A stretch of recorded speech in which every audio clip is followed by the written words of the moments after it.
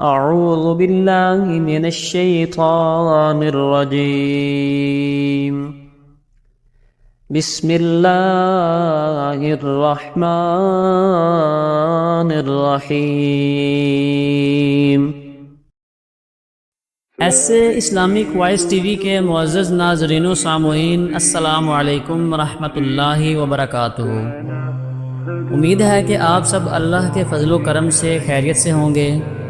پیارے دوستو، جیسا کہ پچھلی ویڈیو میں ہم نے سیرت مصطفیٰ صلی اللہ علیہ وآلہ وسلم کے دوسرے باب کا دوسرا حصہ پیش کیا تھا، جہاں ہم نے آپ کو شک صدر حضرت ام ایمن رضی اللہ عنہا کی شفقت، حضور صلی اللہ علیہ وآلہ وسلم کے بچپن کی معصوم اداؤں اور حضرت سیدہ آمنہ رضی اللہ عنہا کی المناک جدائی کے واقعات سنائے.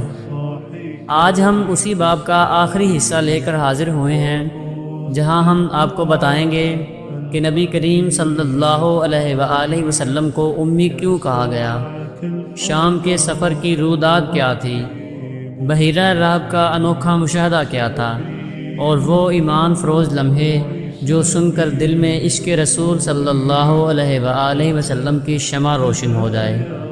تو بس ہمارے ساتھ جڑے رہیے اس روحانی سفر میں آخر تک. اور ویڈیو شروع کرنے سے پہلے ہمیشہ کی طرح آپ سے محبت بھری گزارش ہے کہ اگر آپ نے ابھی تک ہمارے channel Islamic voice T V کو سبسکرائب نہیں کیا تو فوراً سبسکرائب کریں اور بیل آئیکن دبا کر آل پر کلک کر دیں تاکہ ایسی بابرکت ویڈیوز کی اطلاع سب سے پہلے آپ تک پہنچے. تو آئیے دلوں کو جگانے، روح کو مہکانے اور ایمان کو تازہ کرنے والی اس نورانی ویڈیو کی طرف بڑھتے ہیں. كالسقيم العليل وقد كان بالسقم دهرا طريق تقال العثار العظام. ایک مرتبہ ملک عرب میں انتہائی خوفناک قحط پڑ گیا. اہل مکہ نے بتوں سے فریاد کرنے کا ارادہ کیا، مگر ایک حسین و جمیل بوڑھے نے مکہ والوں سے کہا کہ اے اہل مکہ، ہمارے اندر جناب ابو طالب موجود ہیں جو بانی کعبہ حضرت ابراہیم خلیل اللہ علیہ السلام کی نسل سے ہیں اور کعبہ کے متولی اور سجادہ نشین بھی ہیں. ہمیں ان کے پاس چل کر دعا کی درخواست کرنی چاہیے. چنانچہ سرداران عرب جناب ابو طالب کی خدمت میں حاضر ہوئے اور فریاد کرنے لگے کہ اے ابو طالب، قحط کی آگ نے سارے عرب کو جھلسا کر رکھ دیا ہے. جانور گھاس پانی کے لیے ترس رہے ہیں اور انسان دانہ پانی نہ ملنے سے تڑپ تڑپ کر دم توڑ رہے ہیں. قافلوں کی آمد و رفت بند ہو چکی ہے اور ہر طرف بربادی و ویرانی کا دور دورہ ہے. آپ بارش کے لیے دعا کیجیے. اہل عرب کی فریاد سن کر جناب ابو طالب کا دل بھر آیا اور حضور اکرم صلی اللہ علیہ وآلہ وسلم کو اپنے ساتھ لے کر حرم کعبہ میں گئے. حضور اکرم صلی اللہ علیہ وآلہ وسلم کو دیوار کعبہ سے ٹیک لگا کر بٹھا دیا اور دعا مانگنے میں مشغول ہو گئے. درمیانے دعا میں حضور اکرم صلی اللہ علیہ وآلہ وسلم نے اپنی انگشت مبارک کو آسمان کی طرف اٹھا دیا. ایک دم چاروں طرف سے بدلیاں نمودار ہوئیں اور فوراً ہی اس زور کا باران رحمت برسا کہ عرب کی سرزمین سیراب ہو گئی. جنگلوں اور میدانوں میں ہر طرف پانی ہی پانی نظر آنے لگا. چٹیوں اور میدانوں کی زمینیں سرسبز و شاداب ہو گئیں. قحط دفع ہو گیا، کال کٹ گیا اور سارا عرب خوشحال اور نہال ہو گیا. جناب ابو طالب نے اپنے اس طویل قصیدہ میں، جس کو انہوں نے حضور اکرم صلی اللہ علیہ وآلہ وسلم کی مدح میں نظم کیا ہے، اس واقعے کو ایک شعر میں اس طرح ذکر کیا ہے کہ وَأَبْيَضَ يُسْتَسْقَى الْغَمَامُ بِوَجْهِهِ ثِمَالُ الْيَتَامِ عِصْمَةٌ لِلْأَرَامِلِ. یعنی وہ حضور صلی اللہ علیہ وآلہ وسلم ایسے گورے رنگ والے ہیں کہ ان کے رخ انور کے ذریعے بدلی سے بارش طلب کی جاتی ہے. وہ یتیموں کا ٹھکانہ اور بیواؤں کا نگہبان ہے.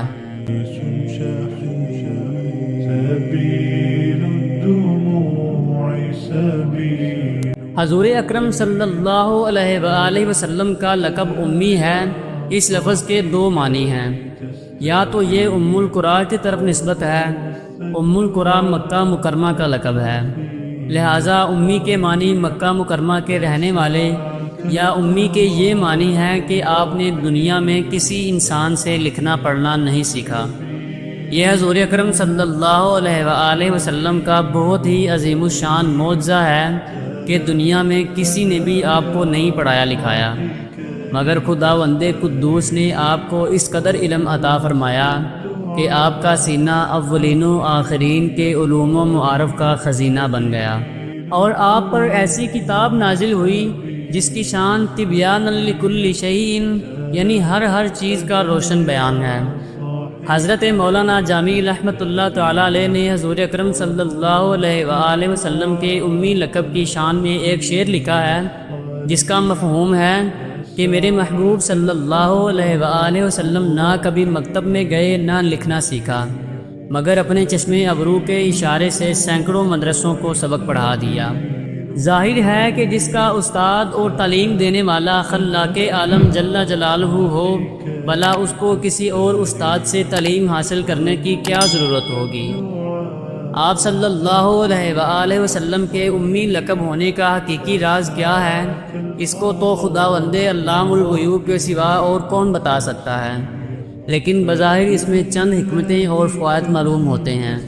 پہلا یہ کہ تمام دنیا کو علم و حکمت سکھانے والے حضور اکرم صلی اللہ علیہ وآلہ وسلم ہوں، اور آپ صلی اللہ علیہ وآلہ وسلم کا استاد صرف خداوند عالم ہی ہو، کوئی انسان آپ کا استاد نہ ہو تاکہ کبھی کوئی یہ نہ کہہ سکے کہ پیغمبر تو میرا پڑھایا ہوا شاگرد ہے۔ دوسرا یہ کہ کوئی شخص کبھی یہ خیال نہ کر سکے کہ فلاں آدمی حضور صلی اللہ علیہ وآلہ وسلم کا استاد تھا تو شاید وہ حضور اکرم صلی اللہ علیہ وآلہ وسلم سے زیادہ علم والا ہوگا۔ تیسرا یہ کہ حضور اکرم صلی اللہ علیہ وآلہ وسلم کے بارے میں کوئی یہ وہم بھی نہ کر سکے کہ حضور اکرم صلی اللہ علیہ وآلہ وسلم پڑھے لکھے آدمی تھے، اس لیے انہوں نے خود ہی قرآن کی آیتوں کو اپنی طرف سے بنا کر پیش کیا ہے، اور قرآن انہی کا بنایا ہوا کلام ہے۔ چوتھے نمبر پر ہے کہ جب حضور اکرم صلی اللہ علیہ وآلہ وسلم ساری دنیا کو کتاب و حکمت کی تعلیم دیں تو کوئی یہ نہ کہہ سکے کہ پہلی اور پرانی کتابوں کو دیکھ کر اس قسم کی انمول اور انقلاب آفرین تعلیمات دنیا کے سامنے پیش کر رہے ہیں۔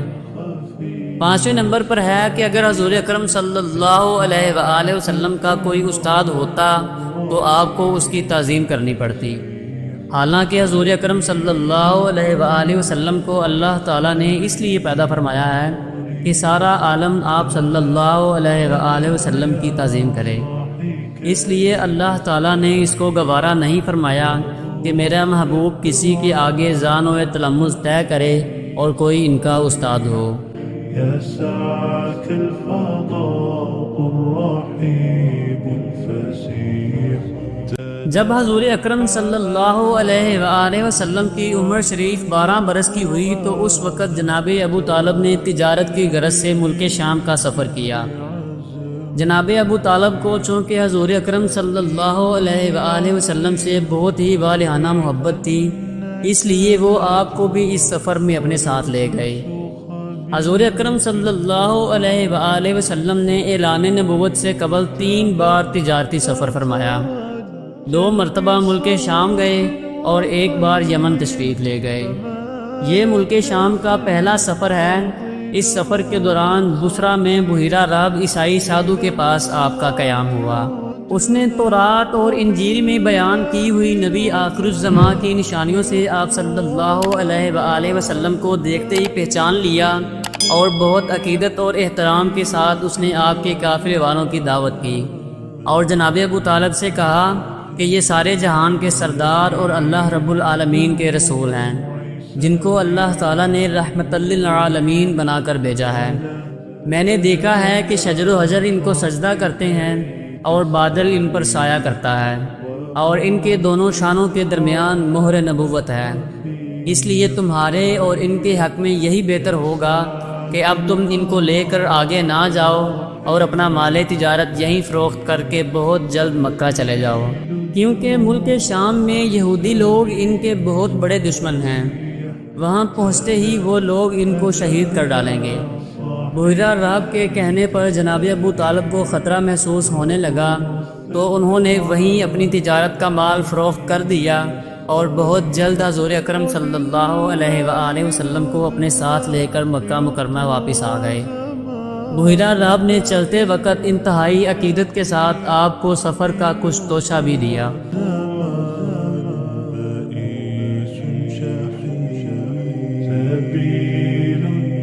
جی تو پیارے دوستو، یہ تھی آج کی ایمان سے بھرپور ویڈیو، جس میں ہم نے رحمت دو عالم صلی اللہ علیہ وآلہ وسلم کی ابتدائی زندگی کے چند اور انوکھی حقیقتوں سے پردہ اٹھایا۔ ہمیں ضرور بتائیے گا کہ ویڈیو آپ کو کیسی لگی۔ کمنٹ باکس میں اپنے دل کی بات ہم سے شیئر کریں، اور اگر ویڈیو نے آپ کے دل کو چھو لیا ہو تو اسے لائک کرنا نہ بھولیں، اور صدقہ جاریہ کی نیت سے اسے اپنے عزیزوں اور دوستوں کے ساتھ بھی ضرور شیئر کریں۔ انشاءاللہ اگلی ویڈیو میں ہم سیرت مصطفیٰ صلی اللہ علیہ وآلہ وسلم کے سفر کو مزید آگے بڑھائیں گے۔ تب تک کے لیے ہمیں اجازت دیجیے۔ اپنا اور اپنے پیاروں کا بہت بہت خیال رکھیے گا۔ اللہ ہم سب کا نگہبان۔